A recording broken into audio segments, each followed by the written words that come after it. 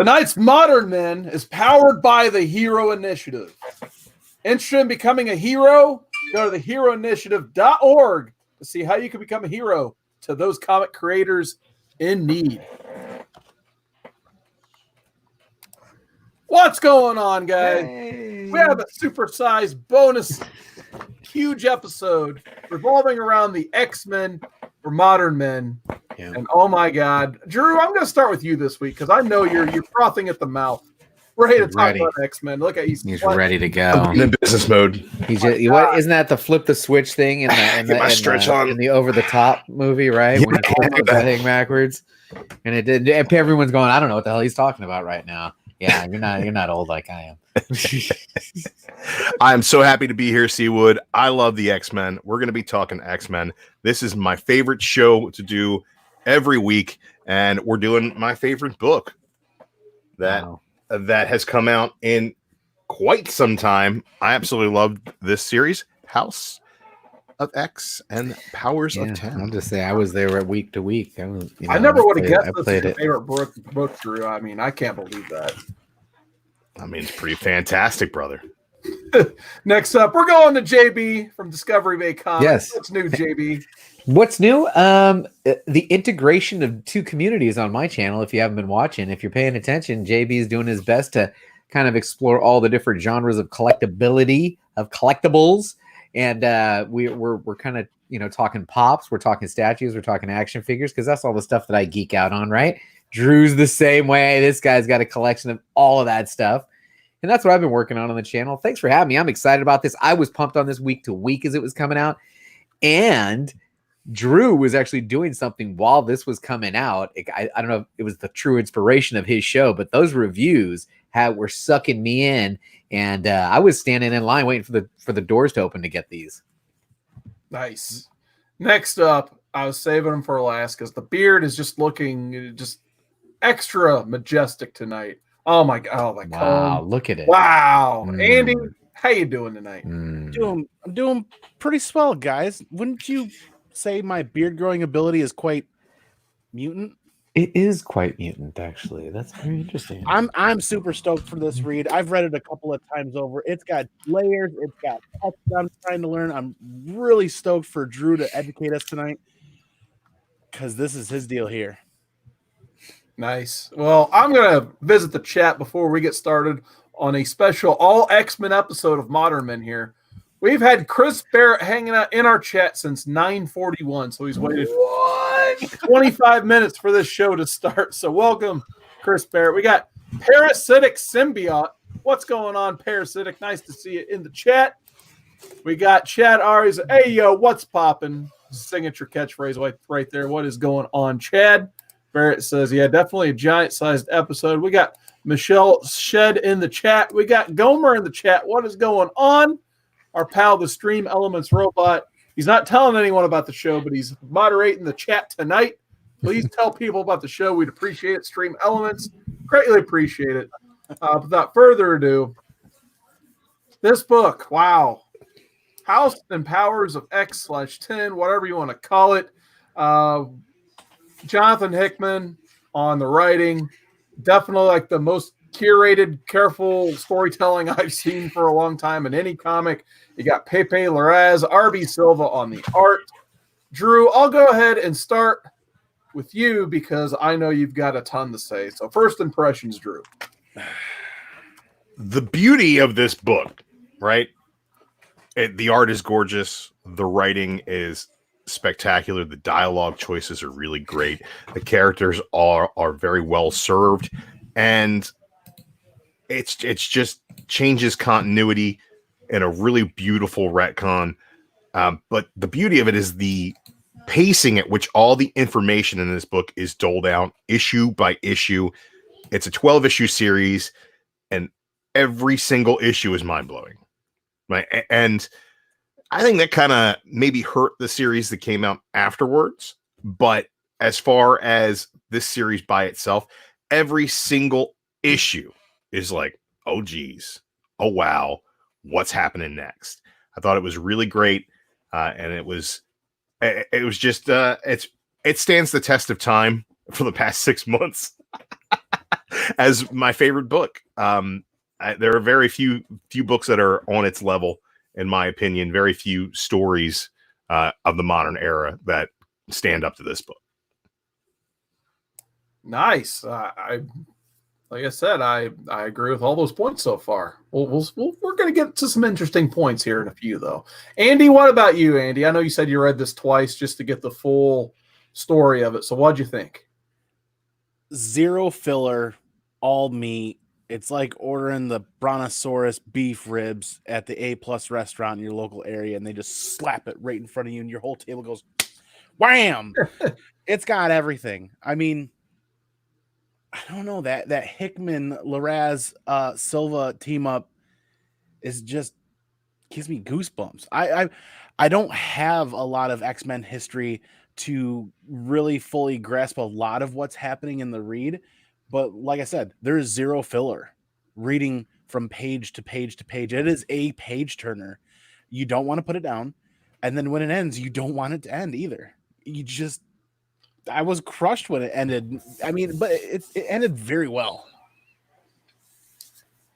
Yeah, for me, like, I had to sit next to that guy down there on Comic Core Fridays and listen to this guy and our friend Jason Cantu, Comics Explained, talk about how like this was the greatest thing since sliced bread. So the first time I read this was when I got this for Christmas, basically, and I was just like, is this thing going to be overhyped for me?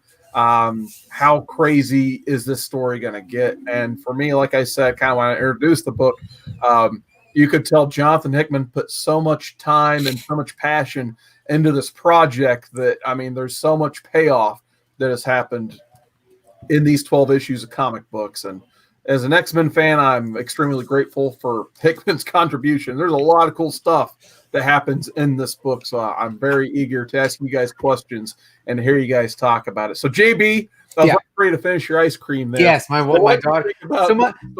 JB. I was absolutely blown away to the point that I started driving to Concord, California to go get this and had it added to a poll because I was so fired up. When you get, and I don't know when we're going to start showing images, guys, but I mean, the very first thing you see, besides the quote, humans of the planet Earth, while you slept, the world changed. But when they start with this, yeah, and now take it all in. Take it all in. I'll pull up the image right there. I got it right there. These were hatched, and you're like, what am I looking at? I'm in. I am all in. What is going on here? Now, how this guy tells the tale or retells it's not retelling of the tale, but explaining it in such a way that blows my mind. Taking a character that I didn't even know was a mutant, I don't think any of us did, and explaining, these different timelines and hinting at the timelines of what's happening in these timelines and jumping back and forth. It was fantastic. It was the best thing I read last year. Nice. I didn't want to cut you up. I did want to say a special shout out to Just a Rican in his comics, $5 super chat. And once again, for those guys who didn't know, all of the super chats on this channel, once we get compensated, go directly to the Hero Initiative. So once we get that $5 back from YouTube, that will go into the heroinitiative.org. So once again, check out the link below for the Hero Initiative. Big thanks to Just a Rican. And I also want to say a special shout out to Bob World for the awesome intros here at the Comic Core. We just need to put them on this particular overlay so we can use them. But huge shout out to Bob World. Hope you're doing well, man. But once again, big thanks for the $5 to Just a Rican. So I told you guys on my previous live stream where I just showed X-Men books on my channel that had a little bit of an interesting take on this, because for the second read through, I read it on Marvel Unlimited, and Andy previously posed the question, what is the reading order? Because I actually got it wrong when I told the reading order in chat. Luckily, Comics Explained was on top of everything and corrected me on telling Andy the reading order. But nonetheless, when I read this on Marvel Unlimited, they still haven't got formatted properly. So I said, screw it. I'm going to read House of X 1 through 6, and I'm going to read Powers of 10 1 through 6, and I'm just going to ignore the reading order in here. And let me tell you, House of X goes really fast if you read just that by itself. Oh, I feel like that's just like the all action X-Men part of it, where you get to see kind of like the core team that Hickman introduces in this with, Wolverine, Cyclops, Marvel Girl, even Monet's on there, Mystique's on there, and that group, Nightcrawler, of course. That read goes really fast. It's action heavy, and it's a read. Once you start, you won't want to put it down. You'll just read it start to finish, and you'll have a great time. And I mean, you have to put some thought into it, but in terms of comparing the two parts of the book, the one requires a ton of thought almost, and this one requires no thought compared to Powers, of course. But Powers, that's the one you kind of you might read a few issues and then pause just to fully digest what you just read. So, Andy, I know that you were questioning the reading order previously. So what did you think? Was that too confusing? Did you kind of like that they had two books going and integrated the release of the issues? What did you think? So I actually messed up the reading order as these issues were first coming out, and I had them on my polls from the beginning. My LCS said, hey, you don't want to miss out on this. And I'm like, okay, I'll trust you guys. And I went with that. But like everybody else, I grab my weekly polls and I get to them when I have time.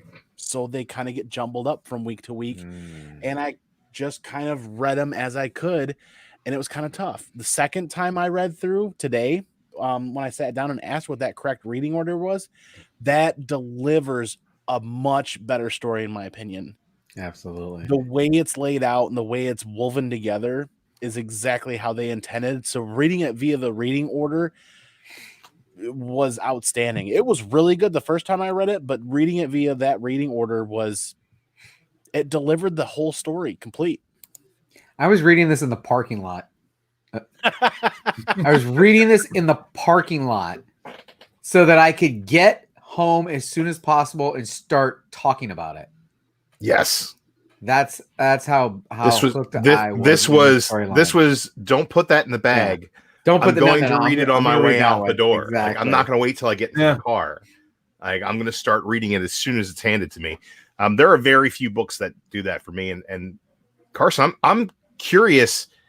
Do both parts stand on their own?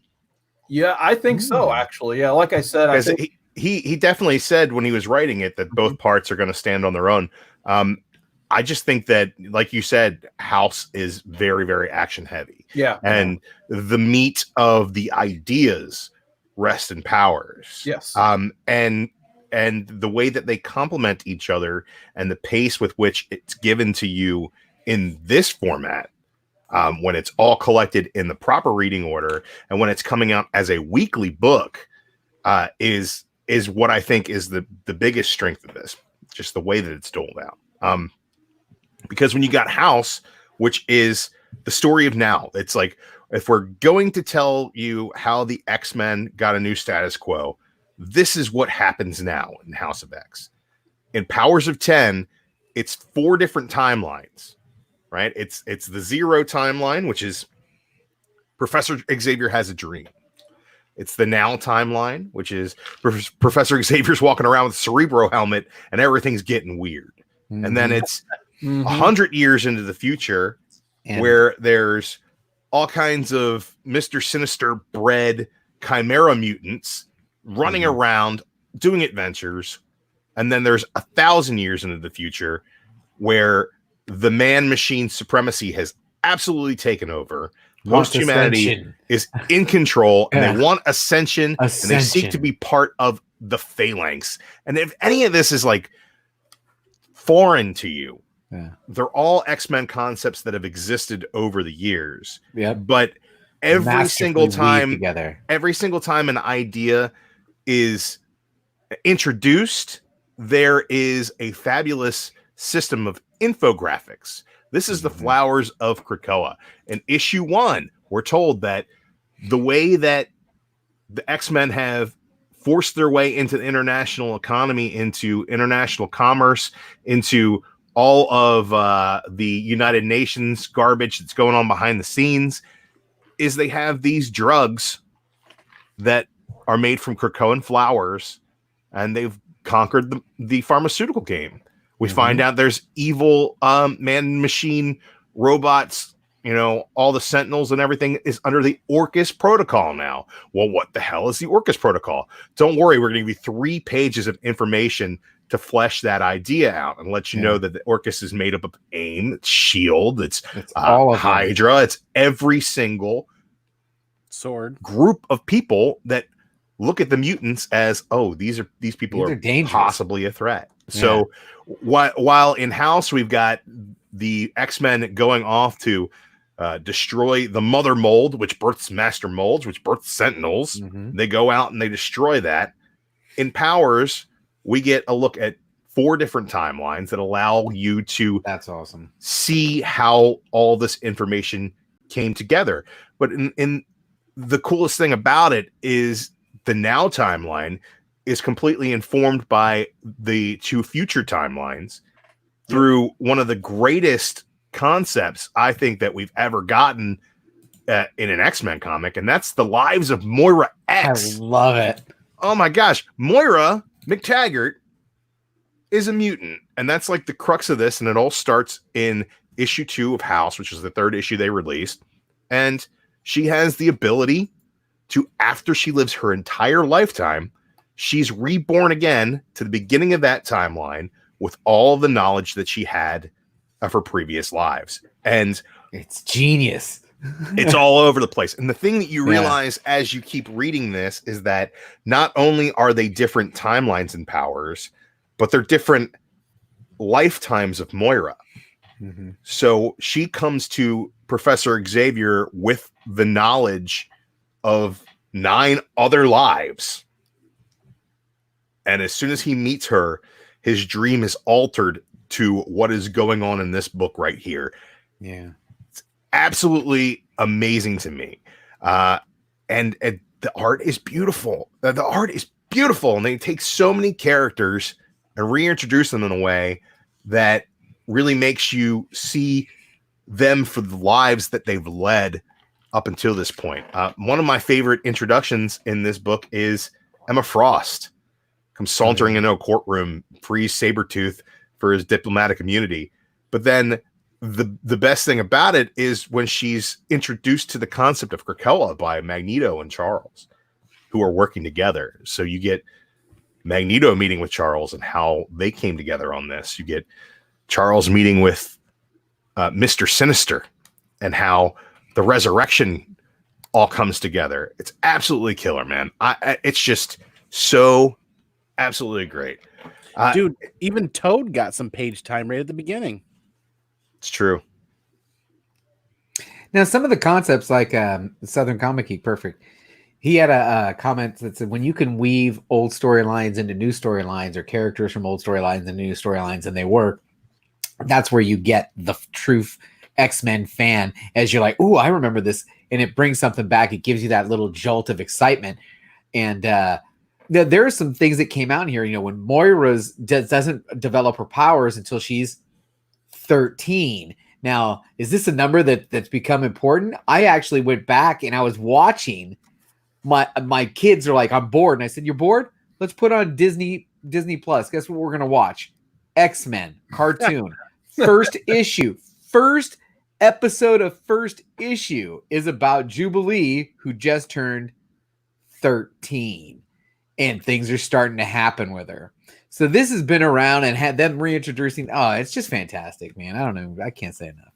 Well, they even talk about in the book about how Moira could, her number of lives could be reduced if she dies before her powers are fully manifested. Correct. What if she dies before she's 13? Yeah. Yeah. And I mean, was the future teller a brand new character introduction? No. That person's been around before. Destiny. Destiny. When I put out that first House of X #2 video, I couldn't remember Destiny. She looked familiar, but I couldn't remember her. And then I had all these comments on it, like from the hardcore X-Men community. They're like, Destiny is a main character, Days of Futures Past. Dude, I went back and read it like right afterwards. She's in 4 panels. She's like in 4 panels. She's not a main character in anything except for like she's a main character in Extreme X-Men, I believe. Okay. And she's or is it Exiles? I don't know, the Exiles, they use Destiny's Diary, which is she wrote down a bunch of things she precogged. But like, if you're not that, she's a well-established character that I had as a huge X-Men fan totally forgotten about. Yeah, totally forgotten about. But at the same time, she plays a huge role in this. Huge role. She's the one who sets Moira on the right path. Before Moira wanted to cure herself of her mutation because she found it to be what would they call it, a hindrance, a curse. And then afterwards, after they basically burned her alive, so she would wake up in utero and absolutely remember the pain of being burned alive, just to convince her that she's on the wrong side of history. Right. And then she goes into all these different lives that she led. She lived with the X-Men. They did their thing. They all got killed by Sentinels. Yeah. She was like, I'm going to hang out with Magneto. And because obviously Charles can't figure this out. And they all get killed by Sentinels. And then she's like, well, you know what? Last straw, I'm going to go, maybe we'll get some of this Apocalypse D and see how that works out. And they all get killed by Sentinels. So that's really, she realizes that even when she kills everybody involved with the Sentinel program, AI still wins. Post-humanity still exists. So this is a story that, basically comes down to letting you know that the enemy of the X-Men really isn't humanity as much as it's AI, as much as it's post-humanity, which is when humanity merges with machines to form a stasis, kind of a symbiotic relationship. And then it ends up being the super future, ends up being the missing life that you don't get in any of this, where you realize that at the end of the day, thousands of years from now, in a zoo being preserved by these post-humanity people, it's Moira and it's Wolverine who's been giving her blood transfusions to keep her alive. And it's a bunch of weird mutants who speak their own language. And so that's where the idea of the Krakoan language comes from. And all of this, it builds and it builds and it builds and it builds and it builds upon itself until it when you're done, it's like a Mobius strip. If I had to sit down and tell you what happened in House and Powers of X, I don't know if I could just tell you what happened in it, because what happens is that something else happens in each issue. Yeah. In a way that informs the first issue. So when you go back and you read House of X #1, most of that first issue is, Powers of X #1, most of that issue is reprinted pretty much in Powers of X #6. And it gives you the perspective of everything you've read so far. That's awesome. It's a one little scene. It's like 3 or 4 pages. And then they go back and they retell it, and it becomes like an 8-page story, that portion of the book where you learn everything that you learn now informs what you read first. What was your favorite book? I think you mentioned that House of X2 was your favorite. House of X2 is probably my favorite issue. Okay. And is there any panel? But that's probably my favorite issue of like the last 20 years I've been reading comics. Okay, so I think that it's just mind-blowing. What was the part, what panels in issue 2 just made you blow it, I don't know if I pulled all those panels. I try to pull a bunch of panels. Hey, thanks for joining the stream, Weapon X. Hanging out with Weapon X. Chaos and Comics made it. Chaos is in there. Ricky's in there. How can I trust a villain? Ricky. How can you trust a hero either, bro? Well, if you're hero long enough, you live long enough to see yourself become a villain. I believe my favorite issue is House of X 5, the one where they basically go blow up Mother Mold. Yeah. That's great too. It's 4, 5. It was House 3 and 4 were the suicide mission. So yeah, the suicide mission is, I mean, it's pretty, especially like if that's your first time reading it, you don't know what happens in the next issue, or basically they reveal they were able to create themselves as Cylons, like Battlestar Galactica, basically, where you bring them right back. But yeah, you get to see this like suicide mission where you got these moments where, especially that moment, I don't know if we have it saved up or not, where Nightcrawler and Logan, they're kind of having like their last minute together, where they're just like, Logan's asking them what's going on the other side, And Nightcrawler's like, I don't know, but I I'll love do that it panel. for you. So We've got the really panel cool after moment right there. That's where And then you get to Nightcrawler see like Cyclops and Jean kind of have to have their last moment together over comms as well, and a lot of crazy things going on. Then you have like this professor character that's actually like in charge of Mother Mold, who actually is the one that ends up killing off Cyclops because her husband got killed. So would like to see a little bit more of that character. She's actually pretty interesting to me. If there's a read she's actually been in, I wouldn't mind looking it up. But yeah, I think that was my favorite sequence in the whole thing. I mean, there's a lot of great moments, but I think that one in particular sticks out to me. I think the best sequence in this book is right after she's burned alive and she comes back. So I can't really narrow it down to a page because it reads really quickly, but it's basically, hey, yeah, so I went back and I lived with the X-Men. Right? Yeah, I tried that. What happened? It was all done at the end. So let me ask we you this. did this, and then the Sentinels came at the end. But One then question I had for you, Drew, on what you just showed is the new Moira Life. What we're reading in this overall hardcover, is that a new continuity? No. And why not? Everything that happened, right? Everything that happened because she takes herself out of it. It's explained in the first info pages, like the Moira's diary, right after they explain her powers. The second page says, where's she at here? If she simply performed her role in events as she did in her previous life, if she was a passive participant, then that event would proceed almost exactly as before. Correct. This proved her memories were real. So basically, if she doesn't involve herself in, Civil War, that's still going to take place the same way it did. If she doesn't involve herself in these big events, it's definitely still going to take place the way it did. Now, if Hickman has an out, he has an absolute out on this at the end of the day, because he can just reset Moira's life and have her die in a different place, right? You can't, Chaos and Comics is absolutely right there. It says it's a subcontinuity. What was the one you said? The last issue where he said you can't win made him a reader for the next 2 years for sure. It's the continuity of it. It all fits because if she doesn't change it directly, it doesn't change.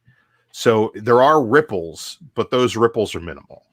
I think that when she has kind of informed Charles for the most part that, look, you can't change this, you can't change that.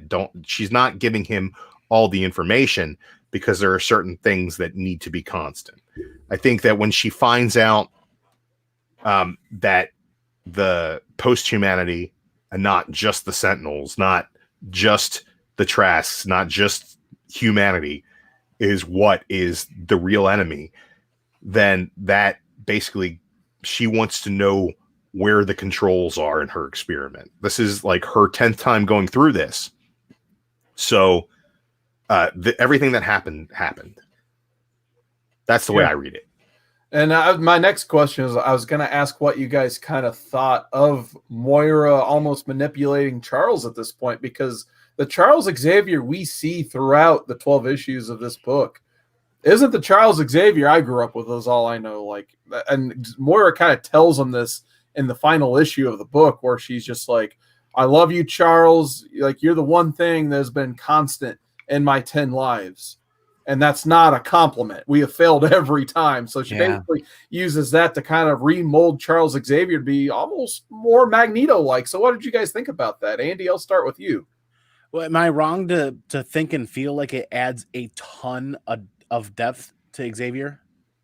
Like honestly, I don't, like I said, I don't have a lot of deep reading history with X-Men, but what I do have is Charles Xavier was always a very flat note, in my opinion, over decades.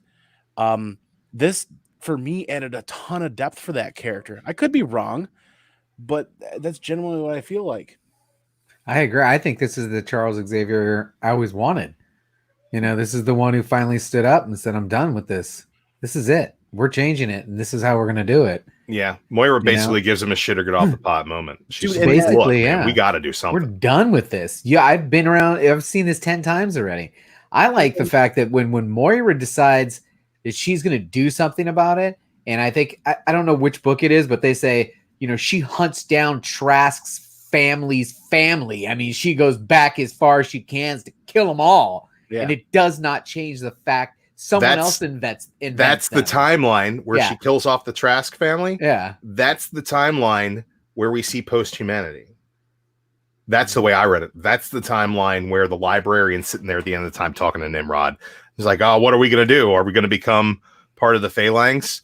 Yeah. What's the question of how do we prevent this character from preventing us from reaching ascension? And they go to the zoo to talk to her, and she's still alive there. And then Wolverine's like, all right, are you ready? And she's like, yep. And he knifes her again. That's like kind of a reoccurring panel. It happens in the Apocalypse timeline too. So it's so rich with so many different ideas. But as far as the Xavier thing, Xavier's always kind of been this magnanimous type of personality amongst the X-Men. They see him as a leader, as a father figure, sometimes as a messiah. But a lot of times when they take the time to look and see at the kind of things that he's done, he's been a selfish douche a lot throughout the years. He has taken off and done his own thing and left the X-Men to do their own thing several times. There's this, I kind of find it reaffirming for me in this story that Charles has the respect of everybody again. I dig that. That's what I want. I think that this story right here is about second chances for a lot of people. It's about having a third chance sometimes. And it's about realizing that sometimes no matter what you do, it will never change. And so I really enjoy the way that character was written in this, but I think hiding his eyes for the entire book where it's in this timeline is very telling, because Hickman wants you to question him. Hickman wants you to be like, something's not right here. Hickman even said when he started writing this, when it was first solicited, that he wanted the X-Men to be weird again. And the thing that I came to this epiphany probably about 2 weeks ago, that for a number of years, Marvel had put the X-Men off to the side. Like, great X-Men stories were still being told. There were fantastic books coming out, really top tier artists on them, but everything wasn't included in the main Marvel continuity for the most part. They kind of just, Avengers kind of ignored what was going on in X-Men, and Captain Marvel wasn't paying attention to what was going on in X-Men, and none of it really crossed over to anything except for the Inhumans book where they had their little war. But that was because they didn't own the rights to the X-Men for the movie universe. So they're trying to build up the Inhumans so they can use them in the same way. So the Inhumans became very much X-Men. It was like, oh, there's a new one every other day. They got interesting powers. They got cool costume designs. Let's, throw them into everything. And that's exactly what they did with X-Men in the 90s. But then now that Hickman has made the X-Men so weird, they have their own religion. They have their own language. They have their own government. They have their own culture and society. And it's completely alien and weird in a very science fiction way, which makes the X-Men way more like the Inhumans than they've ever been, when the Inhumans are not really around.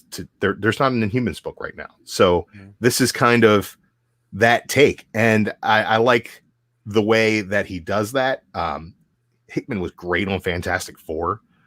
He added really great Inhuman stuff in Inhumanity and Infinity through his Fantastic Four stuff, through his Avengers stuff. And I love it, man. There are a lot of seeds being planted in this that are playing out now throughout the other ongoing X-Men titles. And we're not going to get too far into that, because this is just, we've been going for 35 minutes already about 12 issues. So, but all I'm saying is, like, everything that you're waiting to be paid off in this, they're working on it. Yep. We've gotten the next step on just about everything that's been dropped except for Moira. Absolutely. So before we kind of give our final grades here, let's look at some panels. We handpicked a few panels to show off here. I think This one, of course, that we were going back and forth and debating on this one. So did we get both versions uploaded here? Yeah, at the end. Okay, that's still all Pepe Larraz. Oh, here, no, there we go. There's RB Silva. Yep. So now I want to know from you guys and from the viewers watching, is this just a different depiction from a different artist, or was this planned? I think it's just a different depiction from a different artist. I think that one's Pepe Larraz and this one's RB Silva. Okay, I gotta take. I think RB got his Pepe drawings. And he was like, "Well, I'm not just going to trace it. Let me just do something different." So, of course, this has been dubbed like the most important page in X-Men history at this point. That was in the advertising materials, I believe, for House and Powers. So definitely had to show that one off. And then this one, of course, kind of swipes a similar style where they establish all the different timelines. Now, was Nimrod a character who's been around earlier? Oh, yeah. Yes. Okay. Yes, absolutely. Nimrod used to be, what was his name? Oh, God, what's that guy's name? It's going to drive me nuts. Oh, Trask? No, it was a different guy. He was like the first Omega Sentinel, and then Karima, the Omega Sentinel, worked for him. And was that in the 90s, though? Like late 90s, early 2000s. Yeah, that's not when I was reading. But yeah, he was in the cartoon as well, like a lot of people are saying. He was one of the big triggers for their version of Days of Future Past. Bastion, Southern Comic Geek got Bastion. That's what I wanted to say. Yeah, and he's oh man, I love that. The Lives of Moira X.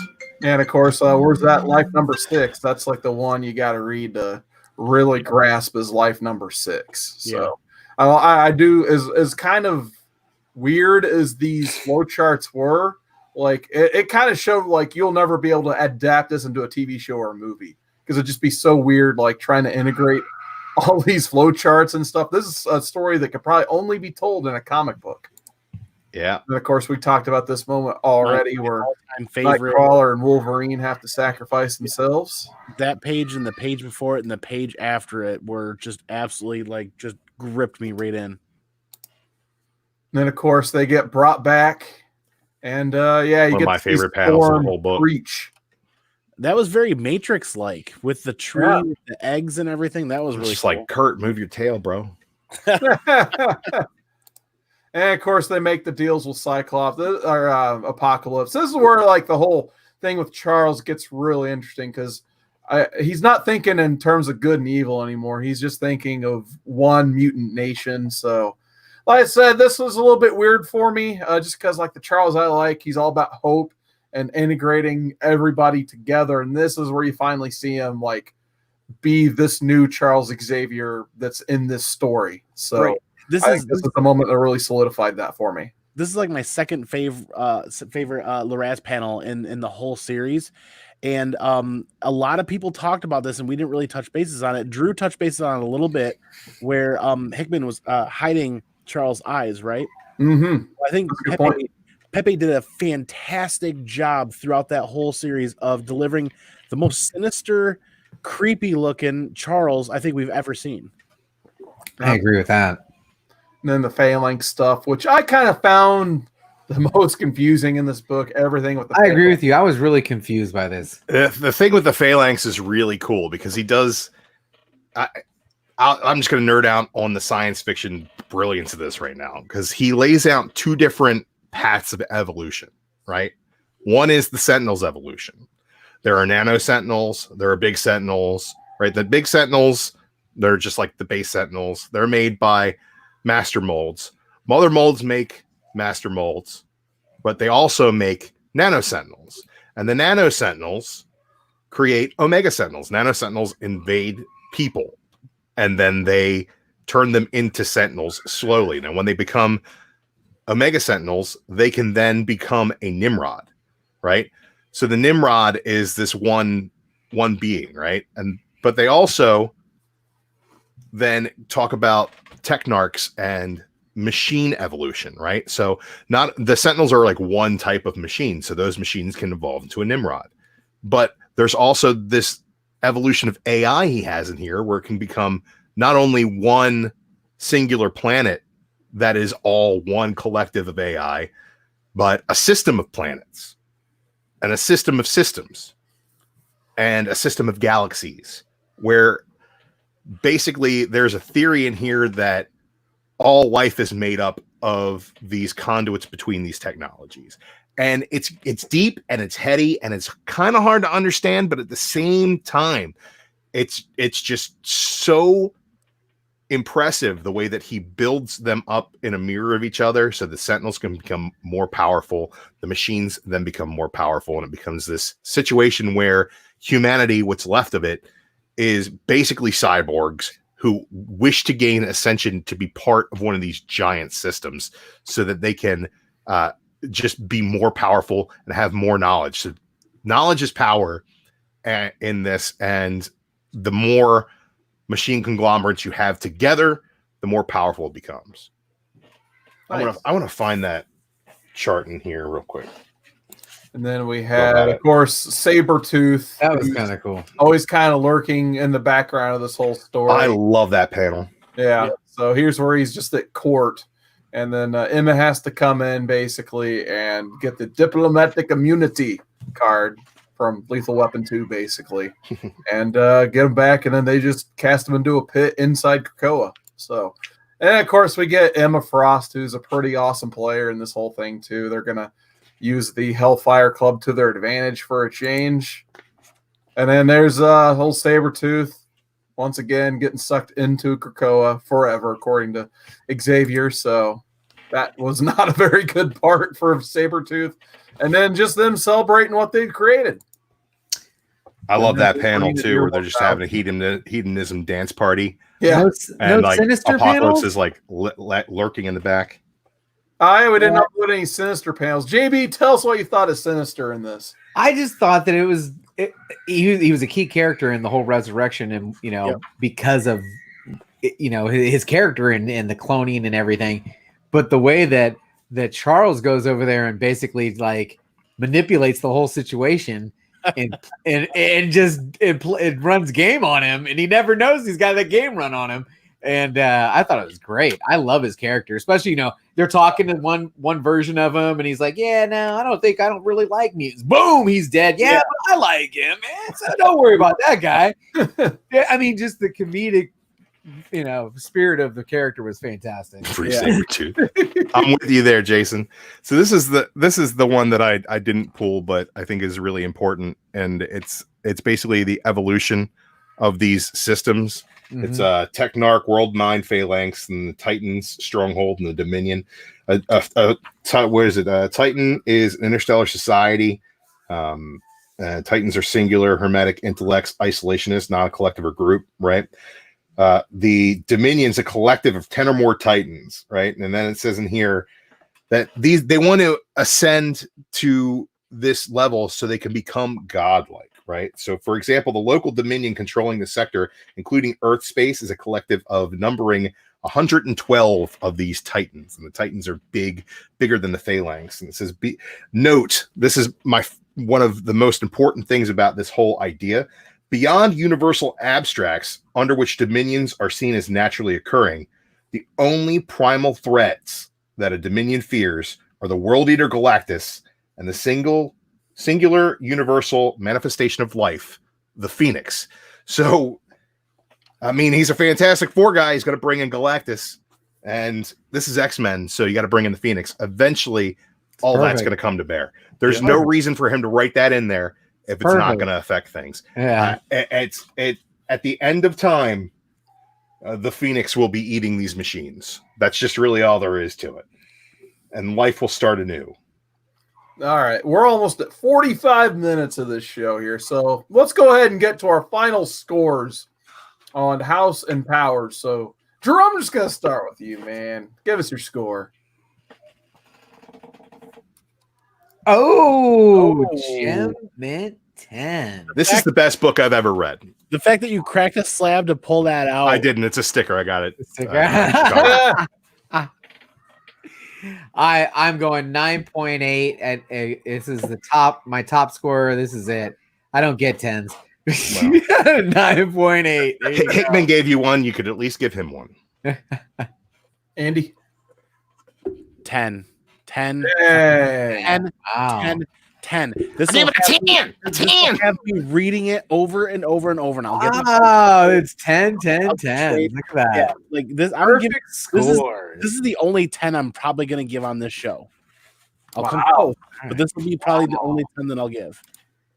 Chris Barrett, you're gonna knock it all the way down to 9.6 because they don't have one character in there. Banshee's Oh, in it man. and just doesn't suck like he does in everything else. And he says he loves Banshee because he's Irish, but isn't Banshee Scottish?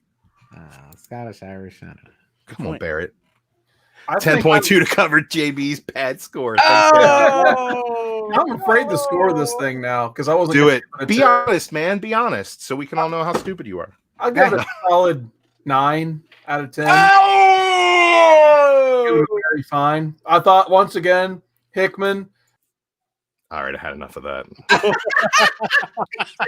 And now he's got something to put on his little 2-minute clip of There's nothing for the Yeah. 2-minute clip. I don't know if I can do a 2-minute clip of this show. I've been having too much fun. My goodness. This is uncomfortable. This is I'm done. He's done. I'm done. I'm out. 9. You're going 9, straight 9. Wow. I'm pretty sure you scored that Red Tornado story higher than that. You need to be real with yourself. Sorry. He's Red got- Tornado. No, it wasn't. Oh, that's my It's like score. And I'm 45 minutes sticking tornadoes to it. back, Drew. See how it feels. I man. love it. Carson, Good stuff. this is a Yes, great. Carson's DC guy, though, man. He's a DC guy. Yeah, I've it's got okay. a question for you, Carson. What do you call an ant that can speak but has superpowers? I don't know, Andy. What? A mutant. Wow. Andy, would you like to take this time to plug your contest? You're not into the show already, are you? Oh, No. I have a contest tomorrow, too. We still got a whole bunch of stuff to go. We still got the main topic technically to cover. One more day on my contest. Check out my channel. I've been chatting. Go ahead and hit the 3 buttons there, or hit the 3 dots. Click over. Check it out. Nice. All right. So, with all that, we have our main topic, which was, guess what? It's an all X-Men special, so it's more X-Men. So, Andy, I'm going to start with you first on this one. I want to know what your first memory ever of X-Men was. Was it a comic book? Was it the show? What was your first exposure to X-Men? The cartoon in the 90s. It was really my first exposure to that. And my second and continued exposure didn't really come in until I started seeing a lot of the crossovers with Punisher in comic book collecting. Punisher War Journal, where he battles Wolverine in Africa. Damaging Evidence, I've got sitting right back behind me. Those crossovers. So that's why I feel like I really missed out on a ton of great reads and ideas and other things. I got to go back and reread them. But all through the 80s and the 90s and the 2000s, I should have been reading X-Men. I pigeonholed myself into Punisher and a couple of other little things, the 90s with Image and with Fathom and with Witchblade and with, Sex Cells and all that other jazz in your preteen. But I should have been reading X-Men with everybody else. Nice. JB, what about you? I know you love you some X-Men. Oh, yeah. Actually, I think the first storyline that I remember reading was The Brood, and that kind of came out. They're kind of taking advantage of the Alien movie that had come out. But I think my first exposure to any X-Men character was Wolverine. I want to say it was in like a Daredevil crossover. There was some, he was in it because I was reading some Daredevil, and then I was kind of hooked. And then my dad, he'd take me to the comic book store, and I'm like, Dad, you got to get X-Men. He's like, Nah, you're not. You need to be over here buying this Silver Age, Fantastic Four and Avengers. And I'm like, what are you talking about? Wolverine can kick all their asses. And my dad's like, what are you talking? Are you nuts? He's a Wolverine. Who the hell's Wolverine? And I'm like, Dad, you have no idea what's going on right now. I remember this day. But he was right, man. I should have been buying that Silver Age back when I was a kid. But I was buying my X-Men. Still was a good run. I ended up going, I think, a solid 144-ish to 200 before I, graduated high school and stopped collecting comic books. Nice. I think for me, like I said last week, I'm pretty sure it was the X-Men cartoon. I remember watching Batman the animated series and Animaniacs on that Fox Kids lineup in the 90s, and they're getting ready to introduce X-Men. And I'm like, the quality of these cartoons were so good. Like, well, I got to watch this X-Men show. And boy, was I blown away by it, especially once they got toward the first one I remember really liking, I think, was the Phoenix Saga, when they did that whole crossover, and then the Dark Phoenix Saga with the Hellfire Club. And I'm like, man, I've been reading a lot of Superman stuff. I need to find these comic books. And I think by the time I started reading them, they were bringing in the Onslaught Saga. So they got actually, no, I take that back. The first issue I had was that one that came free in the back of Wizard. So it was actually closer to Age of Apocalypse. So I remember reading, I can't remember the order those came out because I read them all as a kid. I just had, my brother was collecting them a little bit more than I was, and I was kind of reading what he bought. But we read Age of Apocalypse, got some of the issue 1s of the 4-issue miniseries, and of course, X-Men Alpha, X-Men Omega, and then the whole thing with Onslaught, where they brought in Onslaught, and then they had to bring in everybody else in the Marvel Universe, and then they all had to sacrifice themselves to make a whole new continuity that was not as fun as your 616. But yeah, those are my first memories of reading X-Men in comic book form. So, Drew, I'll take it. Take it away, Drew. I always say that the cartoon inspired me to grab the toys, and that's really got me in the mood for X-Men. And then I bought 300, Uncanny 300 off the shelf. That was my first comic book myself.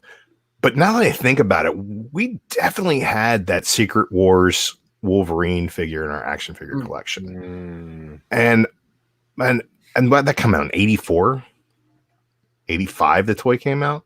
Probably had to be about 85, yeah. I was 2 years old when that happened, right? So there had to be a reason why we had that in our collection. My brother's only 2 years older than me. I had to put him at 4 years old. And maybe he wanted it and didn't know what it was. But I feel like I always knew who Wolverine was and was very curious when the show started why he was in a different costume. I remember that vividly. Like, why is he in a different costume? But I couldn't have told you who the X-Men were.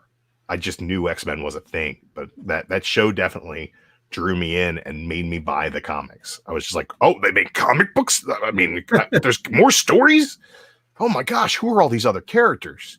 Who's Bishop? I was like, well, I gotta figure out who this guy is. And then when he showed up in the show, I was like, I know this guy. And it was the show for sure was my first real introduction into a brain that could comprehend that this was something. Nice. So I was gonna ask a follow-up question. So actually, going back to the X-Men series, when you read stuff like this, do you have those like voice actors' voices in your head as you're reading? I always put there's one that I always hear in my head, and that's Cyclops. Yeah. The actor who played Cyclops. The actor who played Wolverine, I feel like I don't hear his voice. I hear the Wolverine in the X-Men, Steve Blum. Oh, okay. Who is the second Wolverine, because I think he did Evolution as well. I think that they're the same guy, but that's the Wolverine I hear now when I read comics, as I hear that Steve Blum. Yeah, for me, it's all the original 92 X-Men. Even someone mentioned Mr. Sinister in the chat. That's the one that, like, for some reason, is always exactly the same. The only one that's too. Yeah, I love the same. The only one that's different for me is Magneto. I kept Ian McKellen's voice in my head for Magneto every time. I really like when you see Magneto and he looks older, I hear that McKellen voice. Yeah. Absolutely. But when he's got his helmet on and he's like all raging, I kind of feel the Fassbender. Yeah. What about you, JB? Am I crazy? You're crazy. Yeah. No, actually, I read all my comic books and character voices. I do. And I don't use the cartoon voices at all. I use the movie voices now. So when I read a character now, I'm into the movie voices. So my Wolverine is Hugh Jackman's Wolverine now when I read it. I don't know why. But I like Hugh Jackman's Wolverine, so I mean that's what it is. He's just too tall. Andy. I'm gonna be the one boring one here and say that I don't hear anybody's voices. Ooh. I don't know why this is. When I read comic books or trade paperbacks, I don't hear particular voices at all, but the art dictates the forcefulness or the inflection that's being used in a phrase or a word or something like that. That art really plays a huge role in how I read that. But it's really odd that you brought that up. I'm glad you brought that question up, because now that you bring it up, I really never hear voices or particular people speaking for Wow. these characters. Is it because you already have too many voices in your head, Andy? Yeah, is that what it is? That's weird. It's crowded. There's so much room in here. You gotta have some always social put- distancing on those head voices. I agree with you that the art maybe dictates a voice when you're reading a brand new character or something that you have no relationship with, like Lying Cat. Remember from Saga? You asked how do you portray Lying Cat? And, from that, I kind of like that, like a giggling Cheshire cat. And I hear kind of like a always do sexy voices. lady voice. I'm always doing voices. Like Lion Cat for me has always been like this sexy lady, like angry at me voice, like dominatrix almost. Like you're lying. Like when you're like with a girl and you're like, no, baby, you're the only one. She's like lying. That's what I hear. I don't know why. I love how now funny. Lion Cat is our bar for voices in our head. That's amazing. Before I ask my next question about X-Men, it's been too long since I got into the chat. We got this guy's a huge X-Men fan. Comics Plan, how's it going, man? Glad you could join us tonight. We got 1-2 Comic Talk in the chat. What's going on? 1-2 Southern Comic Geek's been here all night. How you doing? And Chaos and Comics, he has been having some great one-liners in the chat tonight. I'm sorry I lost your respect with my X-Men score. It is what it is. But nonetheless, I'm happy you're here, buddy. We got Fish Tropic, my first subscriber ever, JB. He's in the chat tonight. I know. I say that every Andu time. just came in the chat. We still got Chris Barrett in the chat. How's it going, Chris? Aggressively Relaxing is in the house I tonight. love that name. See, Scott Wolverine. He's still in the chat. Parasitic Symbiote's been asking some questions in the chat tonight. Agu Ramos, how's it going, man? Agu. All right. Ramos. So I got to give Comics Misexplained a quick shout out for my favorite meme that I've seen in weeks. Based Did on you upload it? Channel, and I did upload it. Oh, This is fine. This is fine. it's fine. This is fine. Yeah, it's all fine. Thank you for letting me get to that. Oh we got man, Mike Sanchez in the chat. How's it going, Mike? nice. So I guess besides House and Powers, is there a particular storyline or single issue or book that really highlights the X-Men you like the most? Drew, I'm going to go ahead and pitch it to you for this one. Look at this stack of hardcovers right here. Yeah, a lot of people say, 90s X-Men was great, 80s X-Men was great, modern X-Men, meh. And I'm here to tell you, you're fucking wrong about that. Some of my favorite X stories are modern X-Men. Big fan of this Matt Fraction run, Nation X. Kind of the precursor to Krakoa was what did they call it? The Magneto Island. I'm having a brain fart right now, but the X-Men had their own island, and it was off the coast of San Francisco, and it was called Utopia. Yeah. And Utopia was pretty cool. We're led into all of the Avengers versus X-Men stuff. Also, right before that stuff, Wolverine and the X-Men, Good one. Jason Aaron and Chris Bocciolo on this book in the first couple of issues. Bocciolo goes away, Bradshaw comes in, Bocciolo comes back. But man, this is just a really great story. Wolverine and Cyclops, they have their schism, which I don't have the hardcover of, or I'd be talking about Schism. Schism's great too. And after the schism, Cyclops is like, well, I'm going to go off and do my own thing. And we're going to move the Xavier School to where the Weapon X facility, Alkali Lake or whatever. So they're up there in the middle of nowhere, and they're doing their thing. But Wolverine says, I'm going to reopen the school. Charles, you can't be the headmaster anymore. I'm going to be the headmaster. We're going to call it the Jean Grey School. And the Jean Grey School is great, man. This is the best New Mutants book you'll ever read. It's Wolverine and Kitty Pryde and pretty much Beast as the teachers and a bunch of kids, a bunch of new kids. And this is the book where Quentin Quire really starts to shine. And the cover of issue 3, I'll pull that up real quick, is one of my favorite covers in the history of comics. Here we go. Remember when Wolverine was cool? Me neither.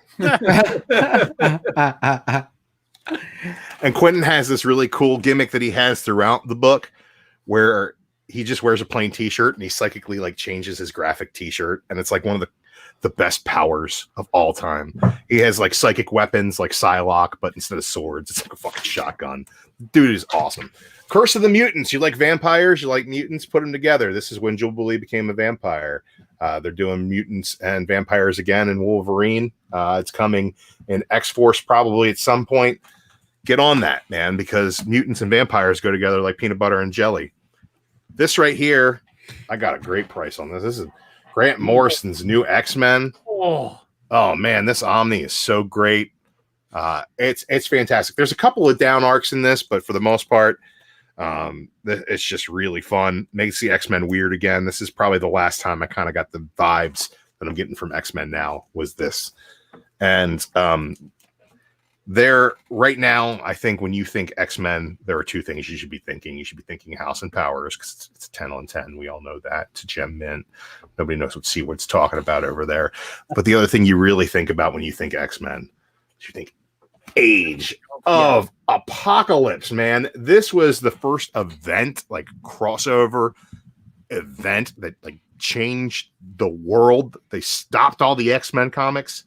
There were like 20 different X-Men books and they canceled them all. Right before they did Pox, they did the exact same thing. And this was, I mean, it's all collected in here. All of it. Just the art was top notch at the time. You had young, hungry artists drawing really outlandish character designs. The writing was so up its own ass at some points that it's ridiculous. It's just like, come on, man. It's just perfect 90s goodness. I need that on me. Oh, dude, all these covers. Oh, man, all those. It's just, just fantastic. I get warm and fuzzy every time I think about it. One of the only action figures I keep in box sits right here by my desk. Is that Weapon X right there? Ooh. I absolutely loved Sabretooth as a good guy in this series as well. Was the Astonishing X-Men. Sabretooth had Wild Child on the chain leash, and he was the best of the X-Men. Like he was that guy. He was the only paragon of virtue, and you got the sense that he had done such horrible things throughout his life, and he was trying to make up for it. I really dig it, man. I there's a lot about this whole deal that is just shit, but there's so much goodness in there that I'm willing to munch on a couple turds. Nice. Wow.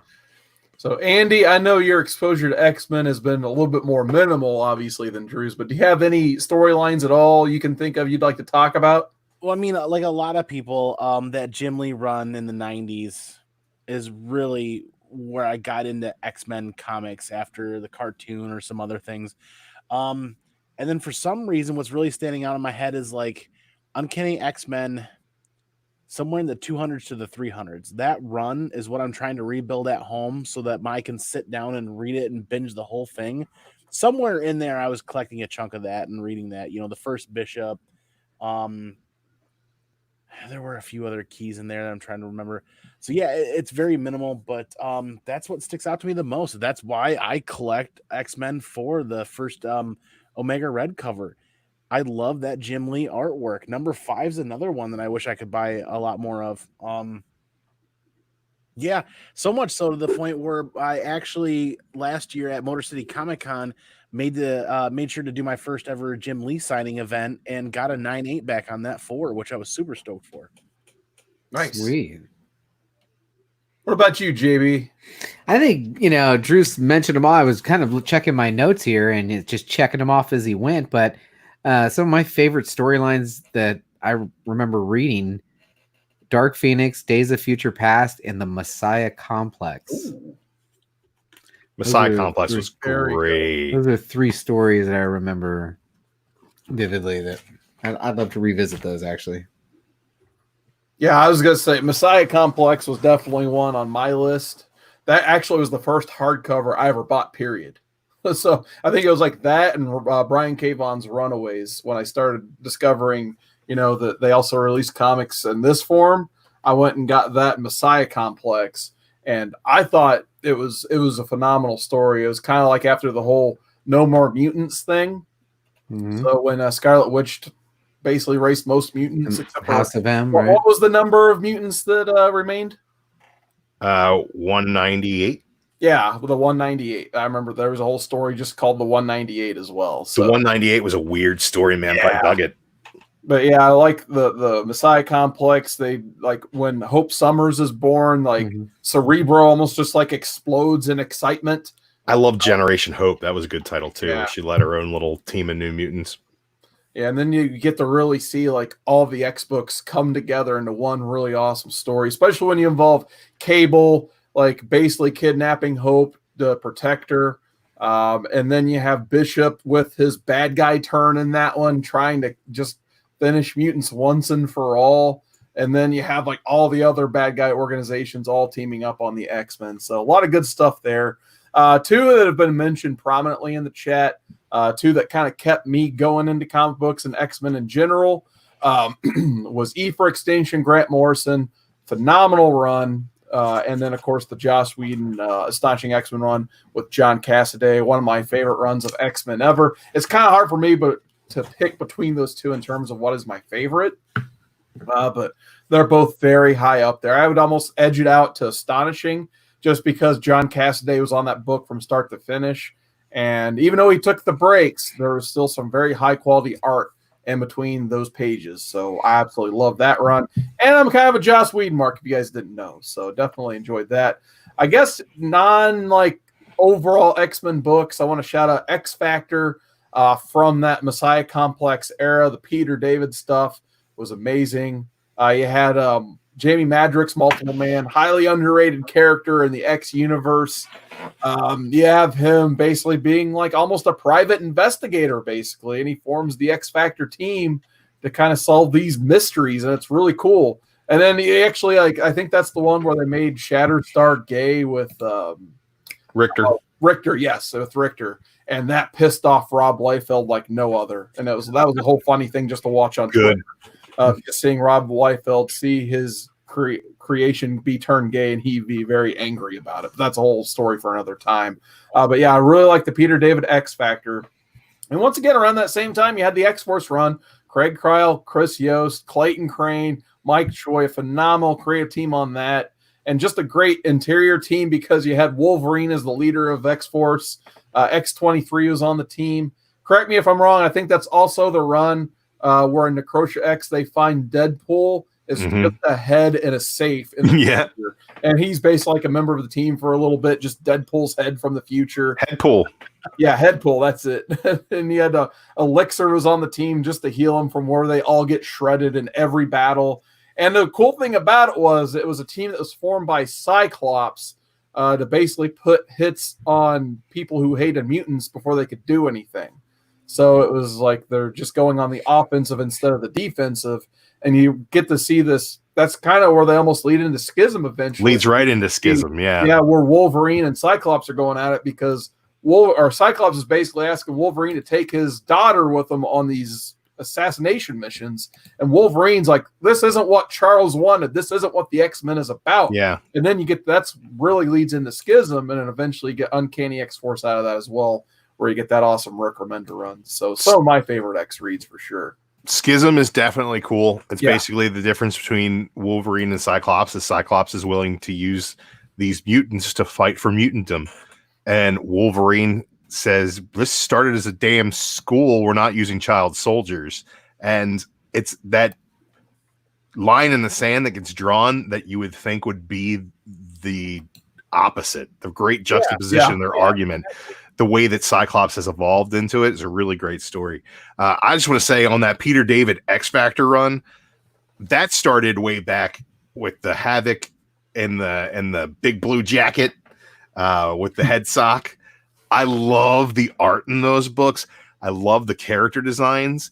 And you guys know I'm a Marvel Legends collector, and I try to, go to the store and find the whole run if I want to build a figure. But goddamn, they're releasing a Strong Guy Build-A-Figure, and I'm just going to order the case. I'm not taking any damn chances. I'm just going to order the case so I can get Strong Guy, because I just need Strong Guy. Like, Guido is one of those characters that just showed up in the 90s and had like 2 or 3 lines in the background and became one of your favorite characters. Fantastic character work throughout the X-Men. That's been one of my highlights with it, and why I'm so in love with the X-Men. But I think that there was that big boom in the 90s where every time you opened a book, there's a new character. Every time you looked at the back of an action figure box, there was a new character. And we got kind of some of that in the Regenesis era of the modern era of X-Men, which I really enjoyed.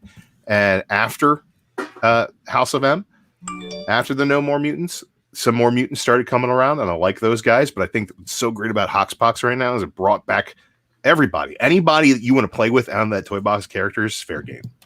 Yeah. Yep.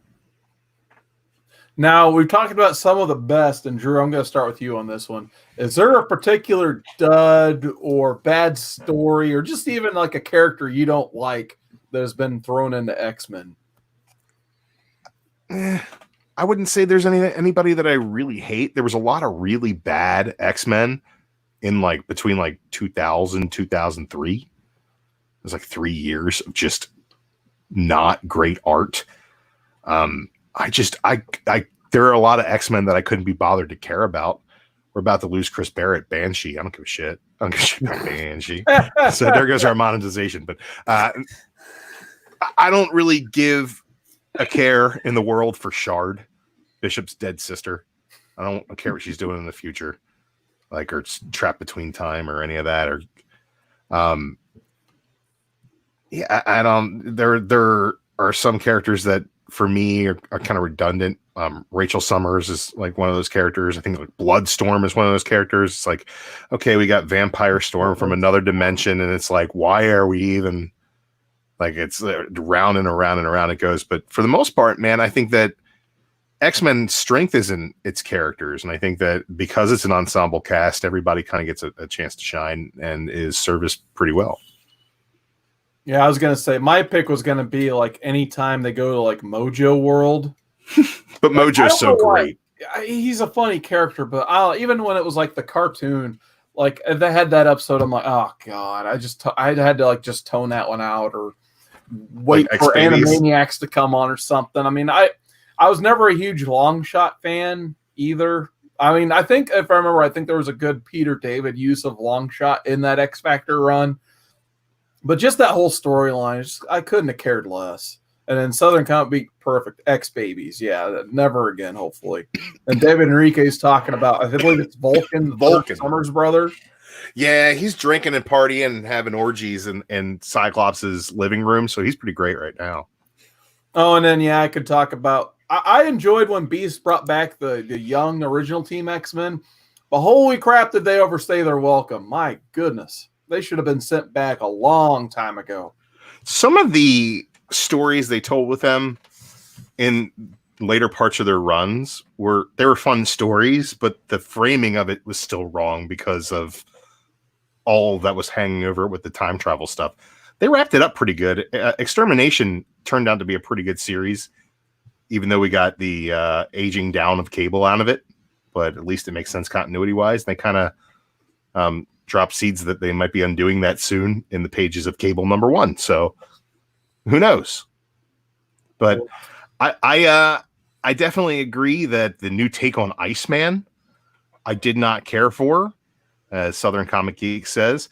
I don't think it has anything for me with him being homosexual, which I didn't care about that. And just keep Bobby being Bobby. But in the Sin of Grace book, it was all him stressing out about, having dinner with his parents and introducing his new boyfriend. And all I want Bobby to do is fight the Juggernaut and tell jokes. He's Spider-Man. Character wise, when he's fighting a bad guy, Bobby Drake and Peter Parker are just quipping and telling jokes. And he's there for comic relief, and he's there to, be the baby face. Right. So, Juggernaut is fighting Iceman, or the X-Men are fighting Juggernaut, and then Iceman's quipping, and you get ha ha ha ha ha ha ha ha ha, and then Juggernaut punches him and is like, oh my god, is Iceman dead? That's how it makes you care about the team. He's got a role to play. He's the baby face.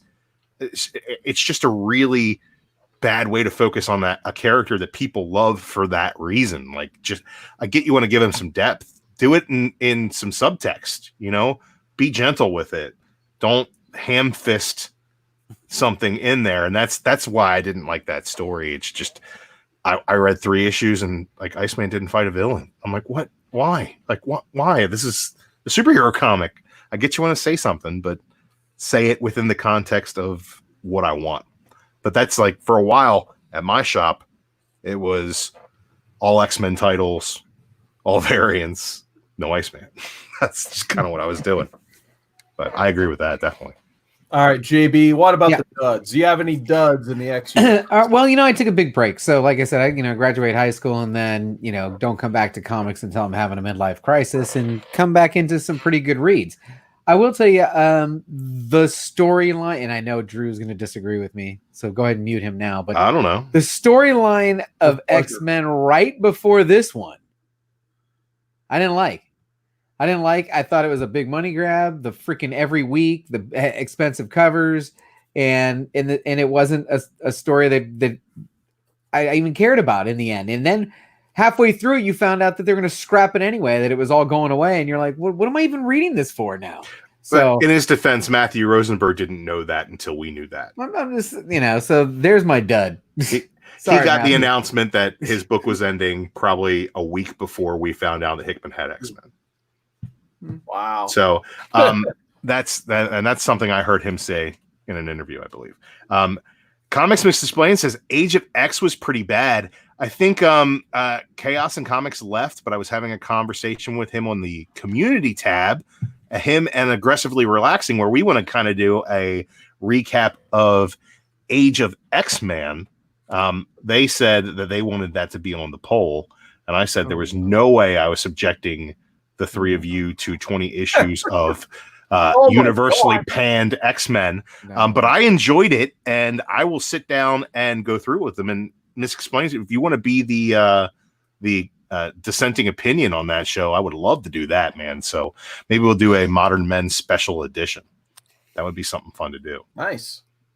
Yeah. But Age of X-Men, it had its points, and I think that if you were looking at it to be a big action-packed story, you were looking at it wrong.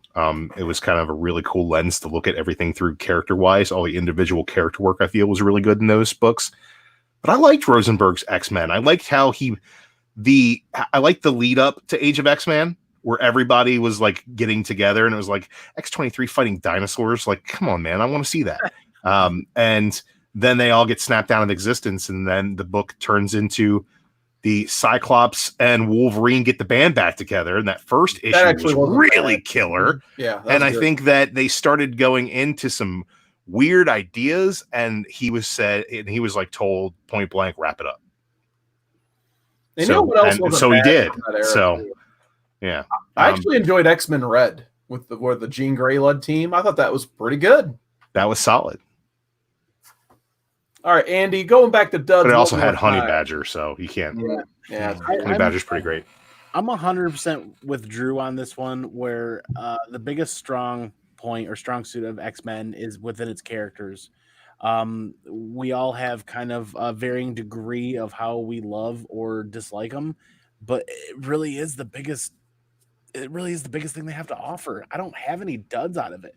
I have some that I might care for less than others, but they all kind of play some sort of a role, to whether it be a minuscule to a varying degree. They all have a purpose.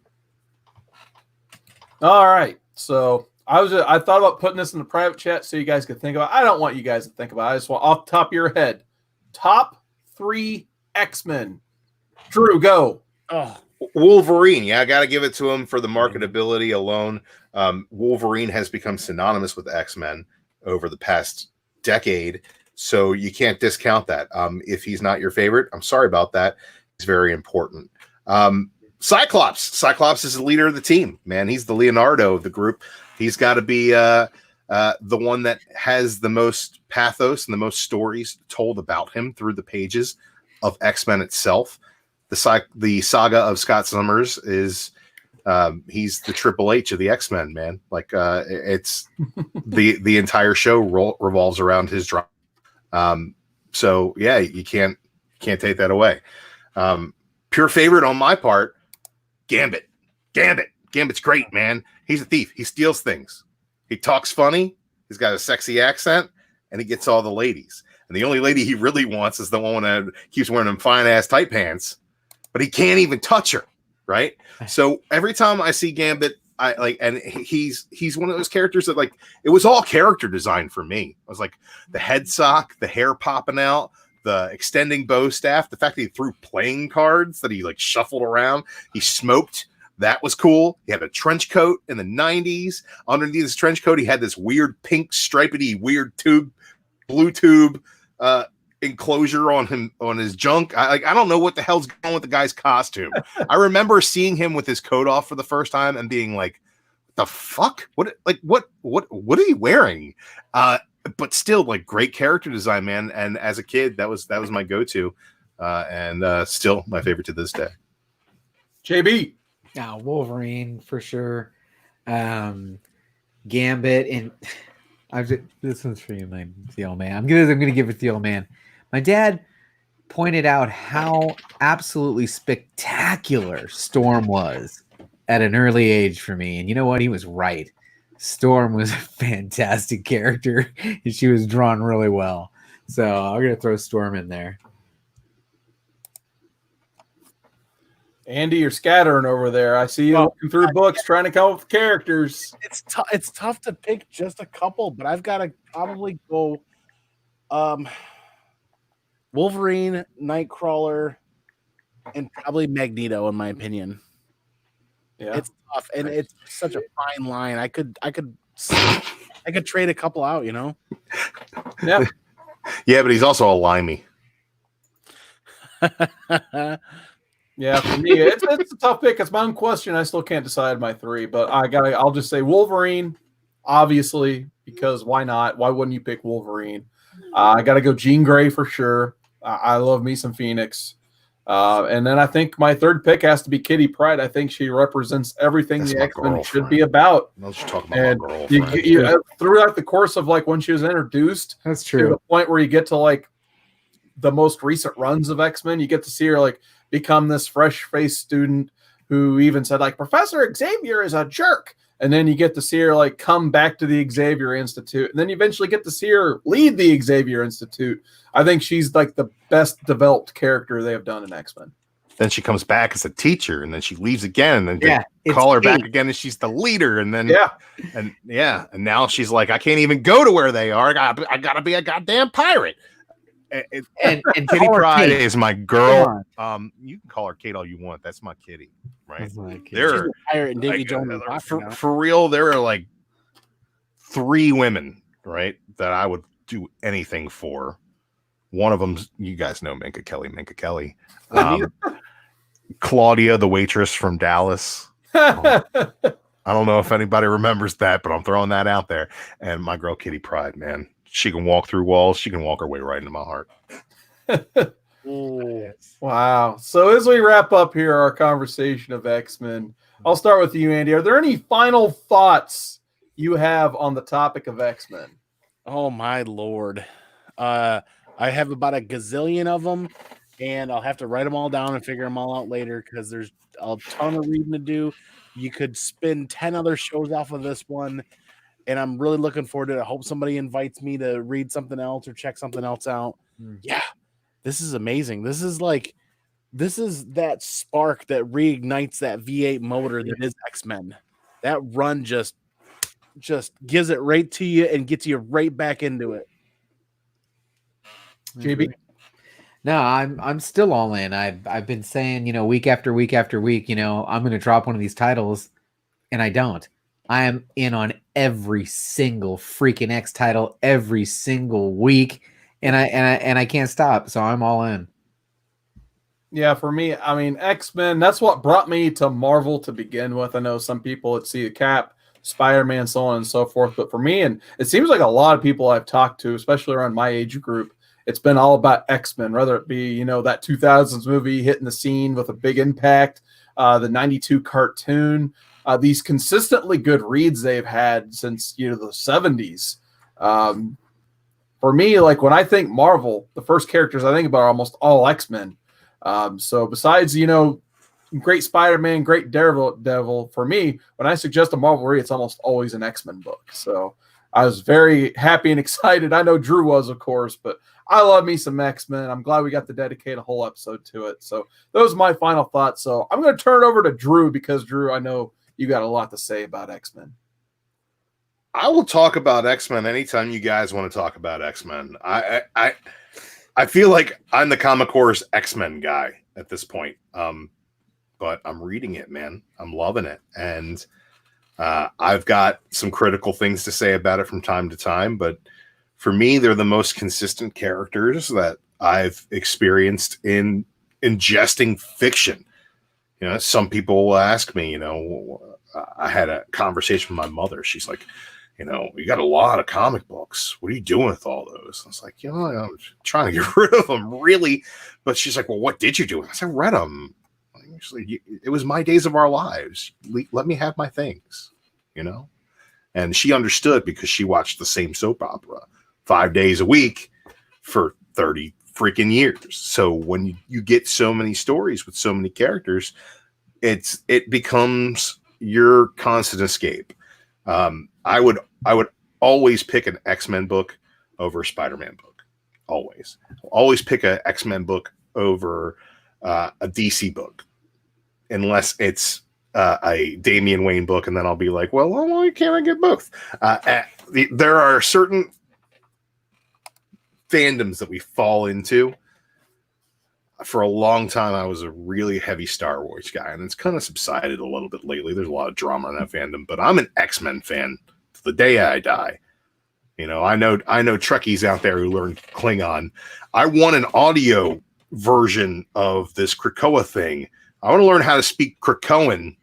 Get me the Rosetta Stone for this shit. I want to go to Krakoa. I want to have a hedonism dance party.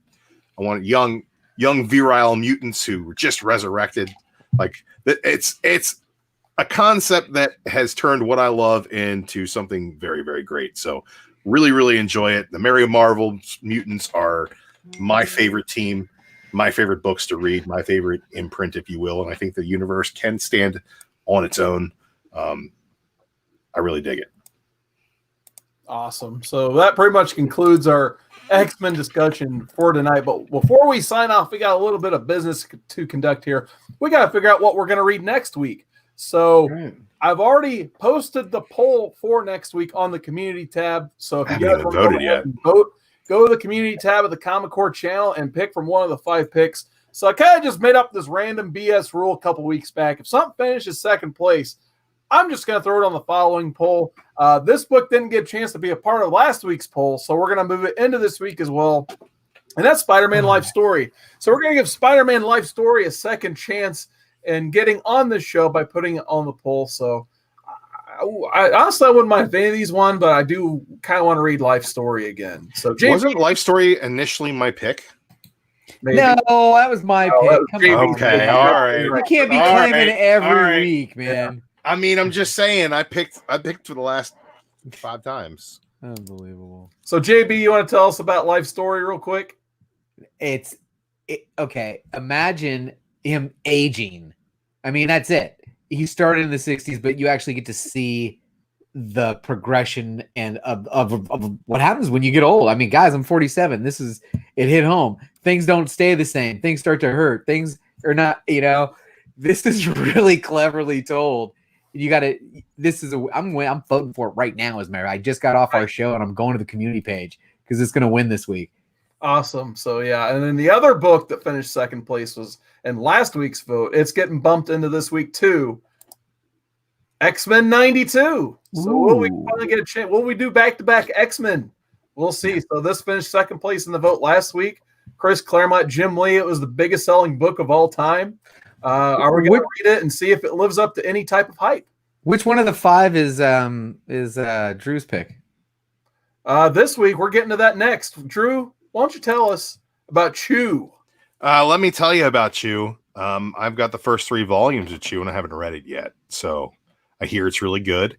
It's John Layman and Rob Guillory. So Farmhand, for those out there who remember the Farmhand days of us going off the rails all the time. The gist of this story is that this detective can remember things by eating things. So if he eats part of a corpse, he can figure. I don't know. I haven't read it yet, but it looks really good. Psychopath. What that is, you have to read to find out. Sounds like fun. So, Andy, your pick for next week is Gideon Falls. Why don't you tell us a little bit about Gideon Falls? Oh, one of Jeff Lemire's best right now, and it's still an ongoing series. This is a plot-twisting, mind-bender, amazing story full of horror and suspense that I can't put down. And if anybody hasn't read it yet, if this thing wins, hop on for a ride, because the first 6 issues, you're not going to want to put the rest of them down after that. Nice. I'll just say you don't know anything more about the story after 6 issues. If that, I don't want to hurt your votes there, Andy, but I love this. I love this book. But this is one of those books that it takes you like 3 volumes to be like, what is going on? And it drives you kind of mad the entire time. That's kind of the suspense that they're delivering. Oh yeah, no, I'm just saying, yeah. Once you read this, you're gonna just need to pick up the rest of it too. My ringer, I'm trying to beat Drew in the vote. I figured this one would get a couple votes. God Country, Donny Cates. Maybe Donny Cates' best story, in my opinion. Better than Venom. I haven't read Redneck, but yeah. Did you read Thanos Wins? Yes, Thanos Wins was very good. That's a close second place. So now I kind of want to put that in the vote for next week. Well, you know what we should do? If this doesn't win and doesn't make the list, we'll do another theme episode where we do Donny Cates books. Yeah. You know what I was also thinking about next week? Depending on, I might do a separate vote on Wednesday or something. I don't know if the fans out there want to keep doing this vote, or maybe we should bring back the old randomizer and really spice things up. So let us know what you guys think about that in the comments. Do you like the way we're picking the reads now, or are you begging us to bring back that randomizer so Drew can read things like Justice League Tornado's Path again? My horse will be sick. Yeah, I'm sure it will. But yeah, those are your 5 picks you have to make next week. So be ready to make the decision. And like I said, let us know in the comment if you like the voting feature better, or if you want that randomizer to come out. I know Chris Barrett wants that. I just want to shout out this. Hold on, I was trying to shout something else out. Oh, okay, I don't care what Barrett wants. Yeah, that's good. I care to misexplain words because this is a really, really good idea. That would be awesome.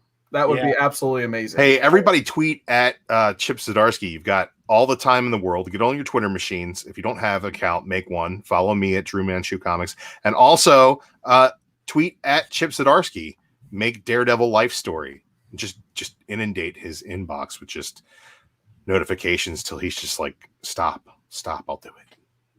Yeah, that's a great idea. I would definitely put that on my polls for sure. But before we go into final shout-outs, I do want to thank the chat for joining us. Like I said, we get Comics Misexplained in the chat. Old Wolf 65 joined us. Chris Barrett, he's been here since an hour before the show started, I feel like. John's Comics with Kids, what's going on, man? He loves the God Country. Southern Comic Geek, he's been here pretty much the whole time. Fish Tropic, man, that guy's one of the best. Gore Vidal joined us. What's going on, Gore Vidal? Agu Ramos. Let's see who else we got in here. Chaos and Comics was here for the whole thing. Thank you so much. And hopefully I didn't miss anybody at all. But final shout-outs. We made it this far. Supersized bonus episode for X-Men. Drew, I'll start with you. Where can people find you? People can find me at DruManchu on YouTube, where I post nearly no content. You can find me hanging out with JB on the morning show every time he calls me. He's like, hey, I'm not doing anything. Yeah, you want to come on? You can find me here Monday nights on Modern Men. You can find me on Friday nights when we do the Comic Core Roundtable. And you can find Drew Manchu reviews. I'm going to do one of those tomorrow. I don't know what I'm going to review. since nothing new's coming out. But I'll put together a video for a review. Maybe I'll review something that came out last week. Maybe I'll review a story arc that just wrapped up. Maybe I'll review a trade that I got sitting around. I don't know. We're going to do something, but I'm going to give you a video at least once a week on the Comic Core. All right, JB, what's going on Discovery Bay? Well, you know, the morning show is catching fire, folks. The morning show is actually finally catching fire. I'm doing a half an hour. It actually goes long. It's about 40 minutes. And I go over the lineup of what's going on in the community. I give you my top picks. We break for the Instagram tag of the day. I open up some random package from all these comic books I've got piled up over here, and we give something away. And I've been giving something away, almost every day. And tomorrow's giveaway, I actually showed the wrong item today, but I am going to show the right item here. I'm going to be giving this guy away tomorrow. This Star Wars titanium diecast. Ooh, that's pretty cool. Now, all you got to do to enter to get on the prize wheel for this one is go to this morning's Good Morning Show and drop me a comment of a Star Wars channel. Any Star Wars channel, whether it's toys, action figure, whatever. As long as it's Star Wars related content, drop them as a suggestion in this morning's show. You'll be entered on the prize wheel for tomorrow morning show, and you get a chance to win that. We've been giving away a bunch of great prizes on the show, and like I mentioned, integrating the community. So every morning, 9:30 a.m. Pacific, 12:30 p.m. Eastern. I got the kids homeschooling. I think it's still going to work, but that's what I'm doing right now. The morning show. What about you, Andy? What's going on ComicManAndy's channel nowadays? All right. I mean, you guys can find me at ComicManAndy on Instagram. You guys can find me here every Monday with the Comic Core. Any other day of the week they need me on to hang out, do some terrible jokes, some terrible dad jokes. I'm there for everybody. You can find me on my channel, and there is less than 24 hours left before I close off my dad jokes contest. Head over to my channel, look for the dad jokes battle video, watch it really quick. Just copy and paste a dad joke and get it in there just to get into the entry. I'll roll everything tomorrow. We'll do the whole randomizer thing, and let's give away some books. Well, what happens to a frog when it gets struck by lightning? Ooh, it croaks? The same thing that happens to everything else. We almost made the whole X-Men show without making the storm joke in the 2000s. Excellent. I love it. But me, I'm just doing my same thing on my channel. I've got the quarantine live stream series that's kind of just cropped up out of nowhere, where I just show random books out of my collection because I don't have a local shop to go to right now. I have no half-price books, so I'm just looking at my archives, resorting my comics, and showing them off as we're going. So if you guys want to see what's in my collection, definitely check out the quarantine live streams. I have to work tomorrow, so unfortunately I cannot post the Tuesday night live stream. But next time I don't have to work, I'll look out for that. And big and exciting things happening for the Comic Core. If you guys haven't subbed up Mainframe Comic-Con, definitely sub that up. A lot of exciting things are about to be announced that has to do with the Comic Core and the Mainframe Comic-Con. So go ahead and sub that up now. A lot of great stuff there. And, of course, our lineups for 10 p.m. Here weekly or daily on the Comic Core. You got Modern Men every Monday at 10 p.m. I don't know about you guys. Besides the read we got going on, what do you think about going back to the movies next week? Let's do it. Yeah. Ooh. Yeah. We got to continue. We haven't even talked about Avengers 1 yet. So I think it's time. We haven't even hit the meat. We're going back to the movies. We got a lot of good stuff we need to cover big time. So that's what we'll be covering next week. Tuesday, Golden Guys. Definitely check out Tuesdays at 10 p.m. If you guys like Golden Age comics, you got to check out Golden Guys. Wednesday, the greatest show of all time ever, greatest comic show. Comic Biz Explained, he's a big part of that show. Bear Island Comics, John's Comics with Kids, and Alec Whitewell Comics, my favorite part of the show besides all three of the other guys. Those guys are all great. And I think they're doing book club at 11 p.m. Eastern as well on one of their channels. I think they're reading Monstrous as well, so special shout out to those guys. They had me on last week, and we got a chance to review and read some fun stuff. I've never read Fables before, but I got a chance to review that with them, so that was a lot of fun. And then Friday, Comic Core Roundtable. You get myself and Drew. Then you get Comic Core Chad, Catrin Figures. You get Mark eating stuff. And then you get the Great Legend Show. What's not to like there? But other than that, guys, thank you so much for everyone for joining us. Can I get to the bumper spot in time? All right, here we go. Peace out, guys. Have a good night.